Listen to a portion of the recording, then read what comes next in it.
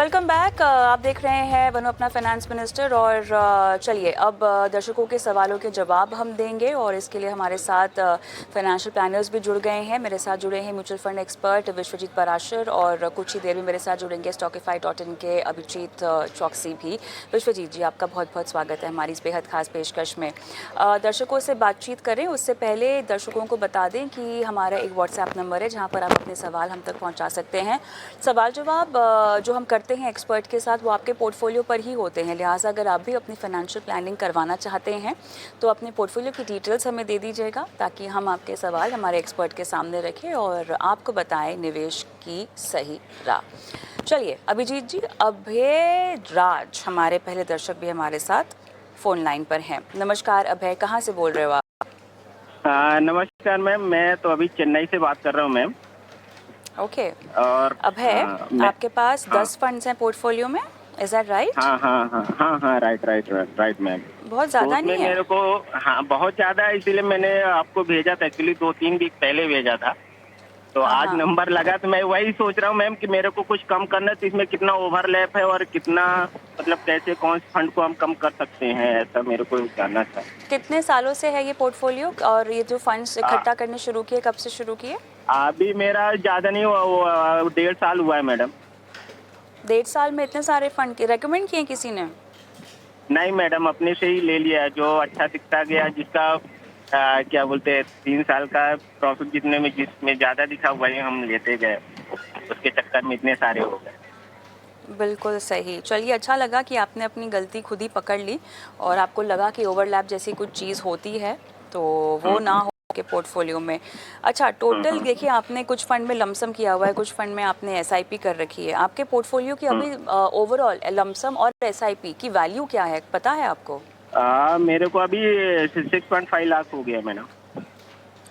5 लाख हो गए हैं? हाँ, 6-6.5 लाख मैडम, 6.5। 6.5, अच्छा हाँ 6.5, हाँ ओके। हाँ हाँ। कि 15 साल तो आप रुक जाएंगे, वो तो आपने लिखा है। 15 साल में हाँ। कॉर्पस क्या इकट्ठा करना है आपको अभयराज? मैडम ऐसा तो कोई टारगेट है नहीं, जितना हो जाएगा तो हो जाएगा।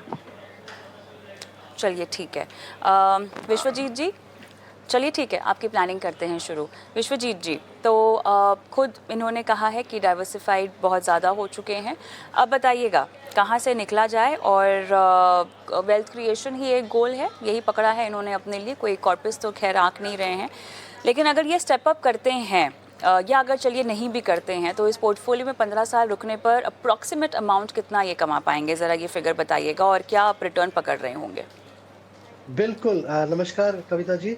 तो अभय जी, जो आपने गोल तो रखा नहीं है, लेकिन एक जो आप गोल का अमाउंट सोच रहे हैं वेल्थ क्रिएशन का, वो अगर हम 47,000 की एसआईपी जो अभी आप कर रहे हैं और 12% का अगर हम सीएजीआर लेके चलते हैं, 15% 15 वर्ष के लिए निवेशित रहते हैं, तो करीब-करीब 2 करोड़ 37 लाख रुपए बन जाते हैं। जो 5-6 लाख रुपए, 6.5 लाख रुपए जो आपका एग्जिस्टिंग फंड है, कॉर्पस है, वो मैंने अभी इसमें नहीं काउंट किया। केवल 47,000 की एसआईपी अगर आप कंटिन्यू करते हैं 15 वर्ष, तो 2 करोड़ 37 लाख रुपए बन जाते हैं। तो आपको एक आइडिया लग जाएगा कि कितना पैसा बन सकता है। और जो 85,000 का लमसम जो आपने एग्जिस्टिंग फंड्स में किया हुआ है, वो करीब-करीब 4.5 लाख रुपए बन जाता है। तो मेरे हिसाब से 3 करोड़ तक का आप यहाँ से गोल देख सकते हैं। और अगर आप ज़्यादा अचीव करना चाहते हैं, तो आपको स्टेप अप, जैसे कविता जी बोल रही थी, थोड़ा स्टेप अप करना पड़ेगा, तभी जाके गोल अमाउंट और बड़ा हो सकता है। जहाँ तक कि आपका पोर्टफोलियो का सवाल है, आपने खुद ही बताया कि 10 फंड है, थोड़ा ओवर डाइवर्सिफाइड है, कहीं-कहीं ओवरलैप है। तो 2 स्मॉल कैप फंड है आपके पास, 2 फ्लेक्सी कैप फंड है और एक इन्वेस्टमेंट स्टाइल में देखें तो एक एसबीआई कॉन्ट्रा भी है, आईसीआईसीआई वैल्यू डिस्कवरी भी है। वहीं पर 2 इंडेक्स फंड भी हैं। तो मेरे ख्याल में काफ़ी ओवरलैप है कई फंड्स में। तो अगर ब्रॉडली आप चाहें, तो मेरे ख्याल में बंधन स्मॉल कैप कैटेगरी में अच्छा है। जो मोतीलाल ओसवाल स्मॉल कैप है, इसको आप Motilal Oswal large and mid cap fund में कर दें, तो ये एक नई कैटेगरी आपके पोर्टफोलियो में ऐड हो जाएगी। वहीं पर 2 फ्लेक्सी कैप फंड है, एचडीएफसी फ्लेक्सी कैप फंड और पराग पारिक फ्लेक्सी कैप फंड। दोनों ही फंड बहुत अच्छे हैं अभय जी, तो आप जो चॉइस लेना चाहें ले सकते हैं। पराग पारिक में थोड़ा एडवांटेज ये है कि ये इसमें इंटरनेशनल इक्विटी का भी आपको लाभ मिल सकता है, तो ज्योग्राफिकल डाइवर्सिफिकेशन का पर्सपेक्टिव भी आपके पोर्टफोलियो में ऐड हो जाता है। वहीं पर एसबीआई कॉन्ट्रा और आईसीआईसीआई वैल्यू डिस्कवरी दोनों ही जैसे कॉन्ट्रा फंड है, एज पर सेबी कैटेगराइजेशन ये कॉन्ट्ररी चलते हैं, थीम जो भी थीम चल रही है उसका उल्टा चलते हैं। तो अगर बैंकिंग नहीं चल रहा है तो ये बैंकिंग में निवेश करेंगे। वहीं आईसीआईसीआई वैल्यू डिस्कवरी का स्टाइल जो होता है वो उन स्टॉक्स में इन्वेस्ट करते हैं जो स्टॉक्स अभी अंडर परफॉर्म कर रहे हैं, जो अभी अंडर वैल्यूड है और आने वाले समय में उनकी वैल्यू होने वाली है, अच्छी वैल्यू आने वाली है। तो मेरे ख्याल में दोनों ही मिलते-जुलते स्टाइल के हैं। तो यहाँ पे भी आप एसबीआई कॉन्ट्रा या आईसीआईसीआई वैल्यू डिस्कवरी में एक फंड का चुनाव कर सकते हैं। तो देखेंगे कि आपका पोर्टफोलियो कंसोलिडेट होता नजर आएगा और वहीं पर आपके पास 2 इंडेक्स फंड भी हैं। तो मैं आपको सजेस्ट करूंगा निप्पॉन इंडिया का जो निफ्टी 500 मोमेंटम फंड है, तो थोड़े गिरते हुए बाजार में आपको थोड़ा देखा होगा रिटर्न भी ज्यादा अच्छा नहीं है। तो वहां से आप निप्पॉन इंडिया के ही एक एक्टिव लार्ज कैप फंड में आ जाइए। तो एक इंडेक्स फंड हो जाएगा, एक एक्टिव फंड हो जाएगा, तो यहाँ पे भी एक डाइवर्सिफिकेशन हो जाएगा। इन्वेस्टमेंट स्टाइल में भी डाइवर्सिफिकेशन हो गया है। कॉन्ट्ररी और वैल्यू डिस्कवरी में भी एक फंड ले लिया, 2 फ्लेक्सी कैप में भी एक फंड ले लिया और 2 स्मॉल कैप में भी एक फंड ले लिया। तो ये आपका पोर्टफोलियो काफी हद तक कंसोलिडेट हो जाएगा। तो ये 7-8 फंड रह जाएंगे, तो उसी में आप निवेश करें और जब भी बढ़ाए उन्हीं 7 फंड में आप निवेश करके बढ़ा सकते हैं। तो ये ब्रॉडली आपके लिए स्ट्रेटजी रहेगी अभी। शुभकामनाएं। राइट अभय, काफ़ी बदलाव जो आपको पोर्टफोलियो में रेकमेंड किए गए हैं, क्या आपको कुछ और पूछना है? नहीं मैडम, बस हो गया। All the best.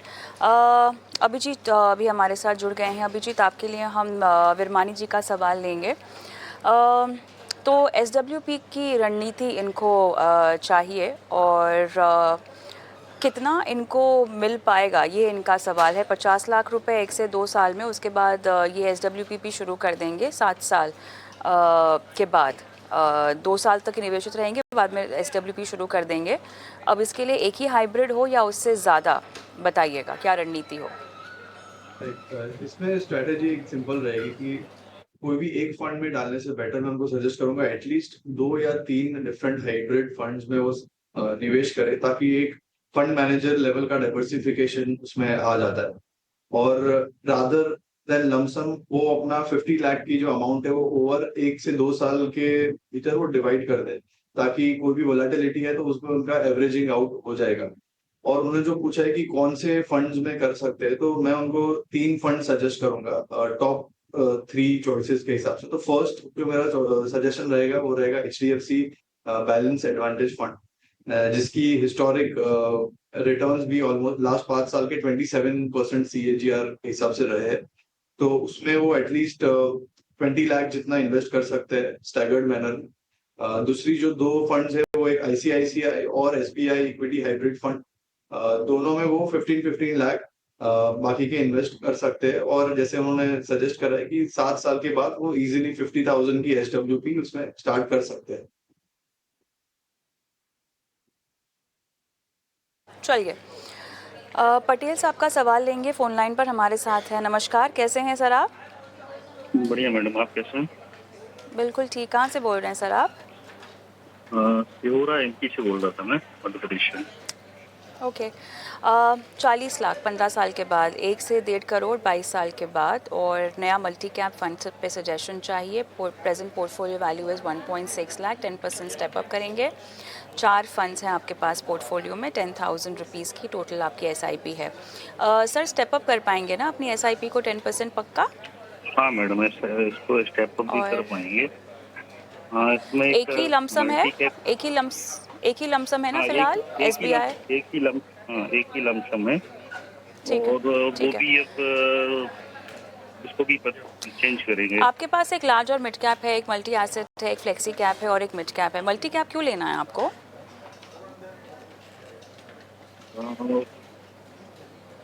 Asset allocation कैसा रहता है, इसके लिए लेना था कि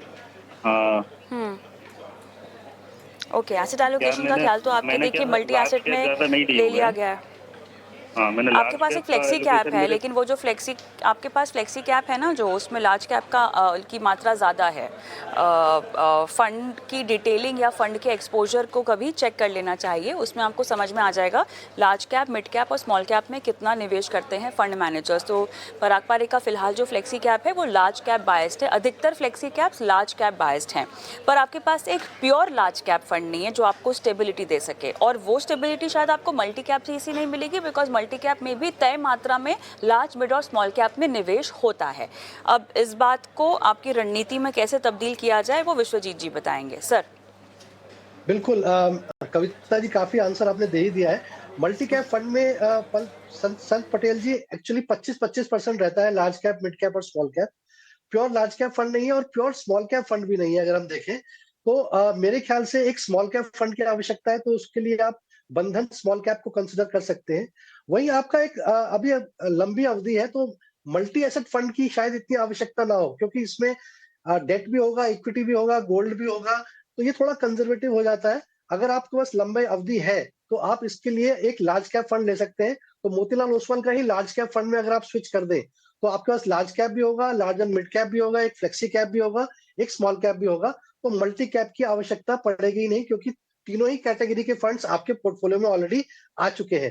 तो जहाँ तक कि आपका गोल्स का सवाल है, आपने 2 गोल्स रखे हैं संत पटेल साहब। एक 40 लाख का गोल है जो 15 वर्ष के बाद है और एक 22 वर्ष के बाद गोल है जो कि 1 करोड़ का 1 करोड़ से ऊपर का गोल है। एक 1.5 करोड़ का गोल रखा है आपने वहाँ पे। तो 1.5 करोड़ का 22 वर्ष के बाद, 40 लाख का 15 वर्ष के बाद। अगर आप 10,000 की एसआईपी अभी कर रहे हैं, तो करीब 4,000 की आप और बढ़ाना ही चाहते हैं, तो 14,000 के करीब एसआईपी हो गई। तो ये पर्याप्त है अगर आप हर वर्ष इसमें 10% का स्टेप अप करते हैं अपनी एसआईपी में। तो 5,000 का गोल लेके चले, तो 15 वर्ष में ये करीब-करीब 43 लाख रुपए बन जाते हैं। तो जो आपका गोल 40 लाख का है, वो आराम से अचीव हो जाता है।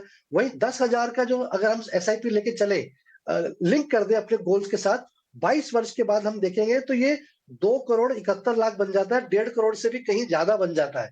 और अगर क्योंकि आप स्टेप अप भी कर रहे हैं इसके साथ-साथ, तो बस आपको ये याद रखना है कि हर वर्ष 10% का स्टेप अप करना है और एक स्मॉल कैप फंड ऐड करना है और मोतीलाल ओसवाल जो मल्टी एसेट फंड है उसकी जगह मोतीलाल ओसवाल का ही लार्ज कैप फंड ले ले, तो तीनों ही फंड्स कैटेगरी भी हो जाएंगी, डाइवर्सिफिकेशन भी हो जाएगा और अपना गोल भी आराम से अचीव हो जाएगा। बस एक लास्ट सलाह है, मैं उम्मीद करके चल रहा हूँ कि आपने इन्फ्लेशन या महंगाई को कंसिडर किया होगा क्योंकि कहीं न कहीं शायद गोल कहीं कंजर्वेटिव ना रह जाए। मान लीजिए आप रिटायरमेंट की बात कर रहे हैं, तो हो सकता है 1.5-2 करोड़ रुपए कम लगे, तो ये आप ज़रूर अपने पोर्टफोलियो में अब जब आप बना रहे हैं, तो उसको ज़रूर ध्यान रखें कि इन्फ्लेशन को भी कंसिडर करना है। ये 1.5 करोड़ आज का लक्ष्य है या 22 वर्ष के बाद आपको 1.5 करोड़ की आवश्यकता पड़ रही है, ये आपको थोड़ा देखना है क्योंकि 1.5 करोड़ 22 वर्ष के बाद की आज की वैल्यू उसकी करीब 40-50 लाख रुपए रह जाएगी। तो बस इस चीज़ का और ध्यान रखें, तो मेरे ख्याल में काफ़ी अच्छा पोर्टफोलियो बन जाएगा। शुभकामनाएँ। पटेल साहब कुछ और पूछना चाहते हैं विश्वजीत जी को? हाँ मैम, कुछ एक थोड़ी सी जानकारी मुझे पूछिए। चाहिए सर। जी। सर मैं क्या करता हूँ, जैसे थोड़ा सा मार्केट को ट्रैक करता हूँ और मार्केट जैसे अभी नवंबर सितंबर के बाद से डाउन चल रहा है, तो मैंने अपनी एसआईपी को बढ़ा दिया था और कुछ बीच में इन्हीं फंडों में लमसम इन्वेस्टमेंट 1000 पॉइंट जैसे मार्केट गिरता है तो कुछ मैं करता हूँ, 5,000 10,000 रुपए जो भी मेरे पास एक्स्ट्रा में होता है। तो क्या ये ऐसा करना सही है? को कि गिरते बाजार में अगर आप अपनी एसआईपी को स्टेप अप करते हैं तो बहुत अच्छी बात है क्योंकि आप बाजार में ज्यादा यूनिट्स खरीद रहे हैं क्योंकि बाजार में थोड़ा डिस्काउंट है अभी एक तरीके से। और अगर आप टाइमिंग कर सकते हैं, हर कोई टाइमिंग नहीं कर पाता है, लेकिन जहां भी आपको लगता है कि किस दिन बाजार ज्यादा गिरा है और आप लमसम खरीद पा रहे हैं, तो वो भी एक बाय ऑन डिप स्ट्रैटेजी है, बहुत अच्छी स्ट्रैटेजी है। बिल्कुल कंटिन्यू करें संत पटेल जी, बिल्कुल अच्छा स्ट्रैटेजी है। All the best. जितेन साहब मेरे साथ फोन लाइन पर हैं। जितेन नमस्कार, आप कहाँ से बोल रहे हो? हाँ, बोल रहा हूँ सर। जितेन, हेलो। पोर्टफोलियो की लिस्ट तो मेरे पास है, एसआईपी भी और लमसम भी 15 साल तक आपको होल्ड भी करना है और पूछना चाह रहे हैं आप कि कोई और फंड क्या ऐड करने की ज़रूरत है। जो आपका फंड का सिलेक्शन है, कोई ख़ास वजह आपने एबीएसएल का इक्विटी एडवांटेज फंड पोर्टफोलियो में डाला? नहीं मैडम, ऐसा कुछ खास नहीं है, बस पता नहीं था इसलिए स्टार्ट किया हुआ है। ओके। लमसम आपने डायनेमिक एसेट एलोकेशन फंड में ले रखा है, टाटा का लार्ज एंड मिड कैप है, कोटक का स्मॉल कैप है, ठीक है। थोड़ा सा पोर्टफोलियो को कंसोलिडेट करने की ज़रूरत होगी यहाँ पर। कॉर्पस क्या कहा आपने जितेन, आप इकट्ठा करना चाहते हैं 15 साल में, उसकी डिटेल्स नहीं दी है? मैडम ऐसा कोई गोल नहीं था, लेकिन एक लमसम ईयर्स पकड़ा के 15 ईयर्स के बाद कुछ अमाउंट साथ में आ जाए तो कभी यूज कर सकते हैं। ऐसा कोई गोल नहीं है मेरा अभी। ऑलराइट। अभिजीत, क्या सलाह? राइट। तो आपने जैसे मैं देख पा रहा हूँ कि आप में 2 मल्टी कैप फंड्स है, एक ब्लू चिप फंड है, आपके जो एसआईपी लिस्ट है, तो आपको मैं सजेस्ट करूंगा कि जो एसबीआई मल्टी कैप और आईसीआईसीआई मल्टी कैप है उसको आप क्लब करके उसकी एक एसआईपी बना सकते हो, और थोड़ा एलोकेशन लार्ज कैप में ज्यादा करने की सलाह दूंगा मैं। तो अगर आप इक्विटी एडवांटेज फंड में से शिफ्ट करके आईसीआईसीआई ब्लू चिप में ही अगर उसको और 2000 ऐड कर देते हो तो आपका पोर्टफोलियो में एसआईपी पोर्टफोलियो में 3 फंड्स रहेंगे और लार्ज कैप में एलोकेशन ज्यादा हो जाएगा। तो वो एक मेरी सजेशन रहेगा। और दूसरा, लमसम में आपने जो एलोकेशन करा है तो उसको अगर आप 15 साल तक आप कंसिस्टेंट कर पा रहे हो एसआईपीज, तो आपका एटलीस्ट 1 करोड़ तक का कॉर्पस इजीली अचीवेबल लग रहा है। अगर दोनों को हम ऐड कर दे, आपका जो लमसम पोर्टफोलियो और एसआईपी, अगर आप स्टेप अप के साथ, इनफैक्ट 10% स्टेप अप के साथ कंटिन्यू कर रहे हो तो आप इजीली 1 करोड़ जितना कॉर्पस कर पाओगे कंसोलिडेट करने के बाद। और कोई भी क्वेश्चन है तो आप मुझे पूछ सकते हो। कोई और सवाल पूछना चाहते हैं आप जितेन? मैं अभी ऐड कर देता हूँ नया एसआईपी का 2000 का। सही। और आईसीआईसीआई प्रूडेंशियल के लिए भी ऐड कर देता हूँ। दो में ऐड करके एसबीआई का जो आदित्य बिरला का है जो मल्टी कैप, उसको स्टॉप कर देता हूँ, ऐसा करके। ठीक है, ऑल द बेस्ट। सुधीश साहब क्या फ़ोन लाइन पर मेरे साथ हैं? चलिए इनका सवाल यूट्यूब से लेंगे। और इन्होंने जो है 25,000 की एसआईपी 8 फंड्स में कर रखी है, 2 साल से शुरू किया है, 7 साल के बाद रिटायर हो रहे हैं, 1 CR इकट्ठा करना है और कितनी अपनी एसआईपी बढ़ानी चाहिए, ये इनका सवाल है। एसबीआई का ब्लू चिप, निपॉन का स्मॉल कैप, यूटीआई का balance advantage, large and mid cap, ABSL multi cap, Nippon India growth, SBI magnum mid cap और एसबीआई चाइल्ड मैग्नम फंड इनके पास है। इंटरेस्टिंग। फ़ोन लाइन पर होते तो हम पूछना चाहते हैं इनसे कि अपनी एसआईपी ये कितना और बढ़ाना चाहते हैं। समय थोड़ा सा कम है और टारगेट बड़ा है, कितनी इनको अपनी एसआईपी बढ़ाने की ज़रूरत होगी यहाँ पे, अगर आप कैलकुलेट करके बता सकें तो? कविता जी देखिए, इनका गोल जो है 1 करोड़ का है, वो लक्ष्य बड़ा है और टाइम होराइजन जैसा आपने बताया कि 7 वर्ष का है, तो मेरे ख्याल से ये एसआईपी थोड़ी शॉर्ट पड़ जाती है। अगर मान के चले कि 2 साल से ये निवेश कर रहे हैं और 25,000 की एसआईपी कर रहे हैं, तो करीब-करीब 6-7 लाख रुपए इनका कॉर्पस होगा और वो 6-7 लाख अगर हम 7 वर्ष के लिए निवेशित भी रखते हैं, तो ये करीब-करीब 15 लाख रुपए हो जाते हैं। तो अगर गोल अचीव करना है 1 करोड़ का, मान लीजिए 85 लाख का शॉर्ट है, तो करीब-करीब इनको 65,000 की एसआईपी करनी होगी, जिसमें कि ये 25,000 की एसआईपी तो कर ही रहे हैं, तो 40,000 की एसआईपी इनको और ऐड करनी पड़ेगी। मैं स्टेप अप की सलाह इसलिए नहीं दे रहा क्योंकि अवधि थोड़ी छोटी है, तो 30-35% के हिसाब से इनको स्टेप अप करना पड़ेगा, वो शायद इतना सेंस ना बने। तो अगर 60,000 की 40,000 की एसआईपी और इंक्रीज कर लें 7 वर्ष में, तो ये अपने गोल के करीब पहुंच जाते हैं। वहीं इनका अगर हम पोर्टफोलियो देखते हैं, तो थोड़ा-सा कंसोलिडेशन की आवश्यकता है। एक तो इनके पास आदित्य बिरला सन लाइफ का multi asset multi cap fund है, तो वहाँ पे क्योंकि large cap, mid cap, small cap already portfolio में है, तो मैं इनको सलाह दूँगा एक फ्लेक्सी कैप फंड लें, क्योंकि वो इनके पोर्टफोलियो में नहीं है। तो वहाँ पे फ फंड मैनेजर को एक फ्लेक्सिबिलिटी भी मिल जाती है कि चाहे वो लार्ज कैप या मिड कैप और स्मॉल कैप में निवेश करे, तो पराग पारिक का फ्लेक्सी कैप या फिर बजाज फिनसर्व का फ्लेक्सी कैप चुन सकते हैं। वहीं पर ये यूटीआई बैलेंस एडवांटेज फंड में भी निवेश कर रहे हैं और 7 वर्ष की अवधि अभी है, तो मुझे ऐसा लगता है कि वहाँ उसकी आवश्यकता नहीं है। उसकी जगह एक वैल्यू डिस्कवरी फंड ले सकते हैं, क्योंकि एक नया इन्वेस्टमेंट स्टाइल इनके पोर्टफोलियो में ऐड हो जाएगा और उसके लिए मैं इनको सजेस्ट करूँगा आईसीआईसीआई प्रूडेंशियल का वैल्यू डिस्कवरी फंड।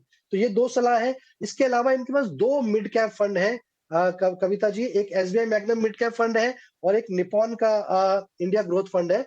एसबीआई के ऑलरेडी पोर्टफोलियो में 3 फंड है, तो मेरे हिसाब से ये एसबीआई के मिड कैप फंड से निकल सकते हैं और ये निपॉन इंडिया के ग्रोथ फंड में उसको निवेश करें, ताकि पोर्टफोलियो में एक कंसोलिडेशन भी हो जाएगा। तो ये सब बदलाव अगर ये करते हैं, तो मेरे ख्याल में एक पोर्टफोलियो में बैलेंस अप्रोच भी आ जाती है, डाइवर्सिफिकेशन भी आ जाता है और रिस्क रिवॉर्ड रेशियो भी संतुलित रहता है। तो ये थोड़ा सा चेंजेस करने पड़ेंगे और एसआईपी जो है 40,000 की और बढ़ानी पड़ेगी, तब ये अपने लक्ष्य तक आराम से पहुंच पाएंगे। ऑलराइट, चलिए तो फिलहाल सुदेश को ये सवाल फ़ोन लाइन पर मेरे साथ है नहीं, बट उम्मीद यही करते हैं कि जब भी शो देख पाएँ आपको जो सलाह दी गई है उसे नोट करें, और समय कम है, आपको थोड़ा सा अपने पोर्टफोलियो में निवेश को बढ़ाने की कोशिश करने की ज़रूरत है। नीरव का सवाल लेंगे अभिजीत। नीरव भवसर 44 इयर्स ओल्ड अहमदाबाद से अपना सवाल भेजा है। घर बनाने के लिए जितनी भी सेविंग्स थी इन्होंने उसका पूरा इस्तेमाल कर लिया है, और अब इन्हें कुछ 25 लाख रुपए लमसम अपने इन्वेस्टमेंट, अपने रिटायरमेंट के लिए इन्वेस्ट करना है। उसके अलावा 40 से 50 हज़ार रुपये हर महीना ये निवेश कर सकते हैं। अब निवेश पोर्टफोलियो आपको बनाने की जिम्मेदारी इन्होंने दी है, बताइए। राइट, सो जैसे 44 इयर्स की एज उन्होंने बताई, तो उनके होराइजन है, तो मैं उनको दो सजेस्ट करूंगा कि उनका जो लमसम कॉर्पस है 25 लाख का, तो उसको 50-30-20 के रेशियो में वो डिवाइड करे, विच इज ऑलमोस्ट जो 12.5 लाख रुपए जो एक लार्ज कैप फंड में डाल सकते हैं। मैं उनको ICICI large cap fund suggest करूंगा, और बाकी के जो 30% जो है वो उनको फ्लेक्सी कैप और एक मिड कैप फंड में डिवाइड कर सकते हैं। तो पराग पार एक फ्लेक्सी कैप और एक HDFC मिड कैप में वो डिवाइड कर सकते हैं, बैलेंस्ड मिड कैप। और बाकी का जो 10% है वो 2.5 लाख जो आता है वो एक SBI स्मॉल कैप्स में भी वो डाल सकते हैं, ताकि एक बैलेंस्ड पोर्टफोलियो उनका 15 साल के निवेश के हिसाब से उनका हो रहा है। और जो उनका 40 to 50,000 का SIP है, तो उनमें मैं उनको सजेस्ट करूंगा कि HDFC लार्ज कैप, पराग पार एक फ्लेक्सी कैप और एक SBI स्मॉल कैप है, सेम सिमिलर रेशियो में वो SIP अपनी शुरू कर सकते हैं। और एटलीस्ट अगर 10% वो स्टेप अप कर पा रहे हैं तो बहुत ही बढ़िया नेक्स्ट 15 साल में रिटर्न बनेगा। चलिए एक आखिरी सवाल लेंगे अनिल कुमार जी का। विश्वजीत जी, आपके लिए है ये सवाल। रिसेंटली रिटायर हुए हैं, 50 लाख रुपए लमसम पड़ा हुआ है, इन्वेस्ट करना चाहते हैं और लमसम ही निवेश करना चाहते हैं 5 साल के लिए ही केवल। पोर्टफोलियो से आगे इनकी प्लानिंग क्या है मैं नहीं जानती, बिकॉज डिटेल्स नहीं है मेरे पास और ना ही ये फ़ोन लाइन पर है। अज्यूमिंग के रिटायर हो चुके हैं, शेयर बाज़ार की कितनी नॉलेज है पता नहीं, लेकिन 5 साल का ही समय है, तो ज़्यादा कंजर्वेटिव, ऑलमोस्ट 60% कंजर्वेटिव और बाकी शायद इक्विटी में पार्किंग कर सकते हैं। क्या सलाह देंगे आप इनको? बिल्कुल कविता जी, देखिए 5 साल का पीरियड है। अगर एज ग्रुप होती तो मैं शायद ये भी अंदाजा लगा सकता था कि अगर 60 ईयर क्रॉस कर चुके हैं तो सीनियर सिटीजन सेविंग स्कीम को भी कंसिडर कर सकते हैं, जहाँ पे आप 30 लाख रुपए निवेश कर सकते हैं और 8.2% का रिटर्न मिलेगा। बट मुझे आइडिया नहीं है, तो अगर म्यूचुअल फंड्स में ही निवेश करना है तो आपने बिल्कुल ठीक कहा कि एक डाइवर्सिफाइड बैलेंस अप्रोच चाहिए, और क्योंकि अवधि ज्यादा लंबी नहीं है, 5 वर्ष का है, तो मेरे हिसाब से हाइब्रिड फंड कैटेगरी इनके लिए सूटेबल रहेगी। तो ये कोशिश कर सकते हैं, एक डायनेमिक एसेट एलोकेशन फंड चुनाव कर सकते हैं, जहां पे फंड मैनेजर चुनाव करता है कि इक्विटी और डेट में कितना एलोकेशन इंक्रीज करना है। अगर बाजार महंगा लगता है तो डेट में इंक्रीज हो जाता है एलोकेशन, और अगर बाजार सस्ता लगता है तो इक्विटी में इंक्रीज कर देते हैं। तो ये फंड मैनेजर कॉल लेता है। तो उसमें HDFC का बैलेंस एडवांटेज फंड काफी अच्छा है, वहां पे ये अपना पोर्शन 20-25 लाख रुपए वहां पे निवेश कर सकते हैं। और वहीं अगर एसेट एलोकेशन अप्रोच नहीं है तो एक मल्टी एसेट अप्रोच है, जो कि जिसमें डेट, इक्विटी और गोल्ड जैसे एसेट क्लासेस में निवेश होता है, तो रिस्क भी रिवॉर्ड रेशियो के हिसाब से भी काफी संतुलन रहता है वहां पे। तो मेरे हिसाब से ICICI प्रूडेंशियल का मल्टी एसेट फंड ये चूज कर सकते हैं, और वहां पे ये 20-25 लाख रुपए वो 2 फंड्स में निवेश कर सकते हैं। तो ये 2-3 फंड्स का अगर डाइवर्सिफाई करते हैं तो वहां से ये रेगुलर इनकम की भी उम्मीद कर सकते हैं। 1.5 साल बाद SWP भी सोच सकते हैं, डिपेंडिंग कि उनकी क्या नीड है। अदरवाइज हाइब्रिड कैटेगरी में एग्रेसिव हाइब्रिड कैटेगरी भी है, जहां पे ICICI प्रूडेंशियल का इक्विटी एंड डेट फंड भी है। तो थोड़ा रिस्क प्रोफाइल को देख के इनको चुनाव करना पड़ेगा, वरना ये 2 फंड जो मैंने बताया यहाँ पे ये निवेश कर सकते हैं, अपने पोर्टफोलियो को डिवाइड कर सकते हैं। ऑलराइट, अगेन फ़ोन लाइन पर हमारे पास है नहीं, but all the best Anil Kumar ji. Retirement की बात है, थोड़ा सा आपको डिटेल्स अगर हमें और देते तो बेहतर होता। बहरहाल शो को समाप्त हम करते हैं। विश्वजीत जी आपका, अभिजीत आपका धन्यवाद जुड़े और दर्शकों की फाइनेंशियल प्लानिंग की, और दर्शकों को भी हम बता दें कि अपने सवाल हमसे पूछ सकते हैं व्हाट्सएप नंबर पर। एक ब्रेक लेते हैं, ब्रेक के उस पार भी निवेश को लेकर बातचीत जारी है। बाजार की चाल को लेकर आप भी परेशान हैं और बहुत सवाल हैं आपके जहन में, तो ब्रेक के बाद बाजार और निवेश जगत की एक आवाज़ हमारे साथ जुड़ेंगी और आपको सलाह देंगी आपके पोर्टफोलियो पर।